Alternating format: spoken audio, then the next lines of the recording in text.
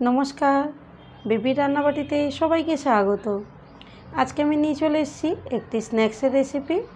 সন্ধ্যাবেলা যদি মুখরোচক কিছু খেতে ইচ্ছে করে তাহলে এইরকমই কিন্তু স্ন্যাক্স বাড়িতে তৈরি করে নিতে পারেন, যেটা স্বাদ কিন্তু দোকানের থেকে কোনো অংশে কম নয় এবং রান্নাঘরে থাকা দুটি উপকরণ দিয়ে কিন্তু আপনি ঝটপট তৈরি করে নিতে পারেন। চলুন তাহলে আজকে আমার এই স্ন্যাক্সের রেসিপি আপনাদের সাথে শেয়ার করব। তার জন্য আমি প্রথমেই নিয়েছি সিদ্ধ আলু। আমি 3টে আলু খোসা ছাড়িয়ে সিদ্ধ করে নিয়েছি প্রথমে। এখন আমি কাঁটা চামচের সাহায্যে আলুটা ভালো করে ম্যাশ করে নেব। এটা চাইলে আপনারা হাত দিয়েও মেখে নিতে পারেন, তবে ম্যাশটা খুব ভালো করে নিতে হবে। আলুটা এখানে আমি ভালো করে মাখিয়ে নিয়েছি। এরপরে দিয়ে দেবো প্রথমে পেঁয়াজ। একটা বড় সাইজের পেঁয়াজ আমি ঠিক এরকমভাবে ছোট ছোট করে কেটে নিয়েছি। এরপরে দিয়ে দেবো কোচানো ধনেপাতা, এর সাথে দিয়ে দেবো লঙ্কা, 2টো লঙ্কা আমি কাঁচা লঙ্কা দিলাম, আর দিয়ে দেবো কিছুটা সর্ষের তেল, আর স্বাদ অনুযায়ী লবণ দিয়ে দিলাম। সব উপকরণ দেওয়া হয়ে গেছে। এখন আমি ভালো করে আলুটা মেখে নেব। এক কথায় বলা যেতে পারে আমরা যে আলু মাখা করি বা আলুর চোখা করি ঠিক সেরকমভাবেই করে কিন্তু আলুটা এখানে মেখে নিতে হবে। আলুটা মাখা এখানে আমার পুরোপুরি হয়ে গেছে। এখন আমি এটাকে একটা সাইডে রেখে দেব আর নিয়ে নেব একটা বড় বোল। এর মধ্যে এখন দিয়ে দেবো 1 কাপ ময়দা, এর সাথে দিয়ে দেবো স্বাদ অনুযায়ী লবণ, আর দিয়ে দিলাম কিছুটা রিফাইন অয়েল। রিফাইন তেলটা আমি দিয়েছি ময়ানের জন্য। এখন আমি হাত দিয়ে প্রথমে শুকনোভাবে একটু মেখে নেব। মাখা হয়ে গেলে এখন আমি অল্প অল্প জল দিয়ে আমি এটাকে একটা আঠাটা মেখে নেব। ভালো করে আঠাটা মেখে নিয়েছি। আর এটা এখন আমি 10 মিনিটের জন্য একটু রেস্টে রেখে দেবো। 10 মিনিট হয়ে গেছে, আমি ফিরে এলাম। আঠাটা কিন্তু আরও একটু ফুলে গেছে এবং নরম হয়ে গেছে, সেটা হাত দিয়ে টিপ বসালেই বোঝা যাচ্ছে। আর এই আটার থেকে আমি এরকমভাবে 3টে বড় বড় লেচি কেটে নেব। এরপরে আমি রুটিটা যেহেতু একটু বড় করব তাই আমি এর উপরেই করে নিলাম। আটাটা দিয়ে উপর থেকে একটু ময়দা ছড়িয়ে দিয়ে দিলাম।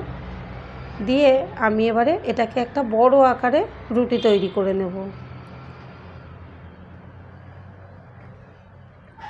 তবে রুটিটা কিন্তু খুব মোটা রাখবো না বা খুব সরুও রাখবো না, একদম মিডিয়াম হবে সেরকমভাবেই একটা বড় আকারের রুটি তৈরি করে নিয়েছি। এরপরে ঠিক উপর থেকে এরকম ঘুরিয়ে ঘুরিয়ে আমি রোলের মতন করে রুটিটাকে পাকিয়ে নিলাম। এটা কিন্তু করা ভীষণই সহজ। আপনারাও বাড়িতে এরকমভাবেই বানাবেন এবং কমেন্টে জানাবেন আপনাদেরও কেমন লাগলো। আশা করি ভীষণই ভালো লাগবে। আর মাঝখান থেকে 2-8খানা করার পরে ঠিক এরকমভাবে ছুরি দিয়ে আমি ছোট ছোট করে লেচিগুলো কেটে নিলাম। তবে একদম শেষের অংশটা নেব না, কারণ ওটা সরু রিংয়ের মতন আমার শেপটা আসবে না, তাই আমি নিলাম না। এখানে দেখুন আমি এরকমভাবে ঘুরিয়ে ঘুরিয়ে যেমন সুতো খোলার মতনই আমি এইগুলোকে খুলে নিলাম। এটা দেখতে বেশ ভালো লাগছে। একটা প্লেটের মধ্যে দিয়ে দিলাম। আরও একটা আমি খুলে দেখাচ্ছি। এখানে আলতোভাবে টানলেই কিন্তু ঠিক সুতোর মতন এরকমভাবে কিন্তু খুলে আসবে। পুরো ময়দাটা আমি ঠিক এরকমভাবে সুতোর মতন করে কেটে নিয়েছি। এইগুলোকে এখন আমি কাজে লাগাবো, কিন্তু তার আগে নিয়ে নেবো আলু মাখা।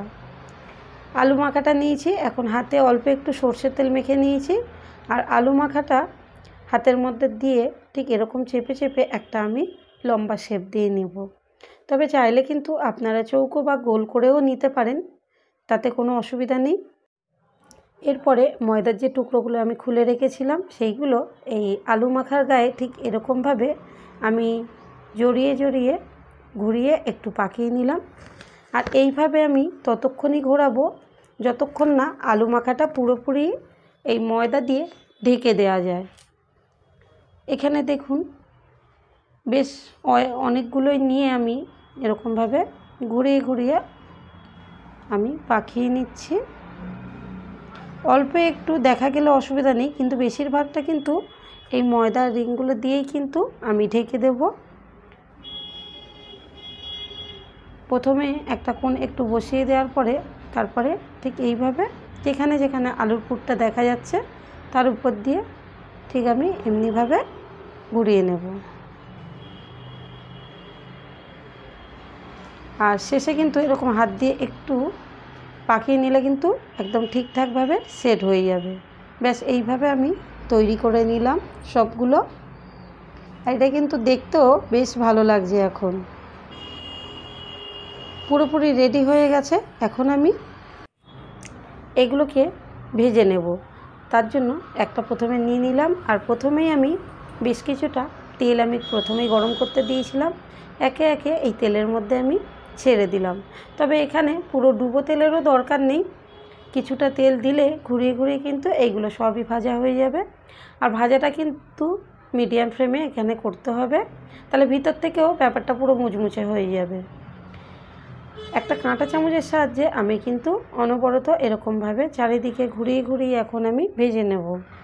একটা সাইড পুরোপুরি লাল করব না, 4টে সাইড কিন্তু আমি এইভাবে সমানভাবে ঘুরিয়ে ঘুরিয়ে লালচে করে নিয়েছি। আর ভাজাগুলো হয়ে গেলে আমি এখন তেল ঝরিয়ে একে একে তুলে নিলাম। এটা ভাজতেও কিন্তু বেশ সময়ও লাগবে না। এইভাবে কিন্তু আমি তৈরি করে নিলাম আলু এবং ময়দা দিয়ে সুন্দর একটি স্ন্যাক্স। আর এখানে আমি আপনাদের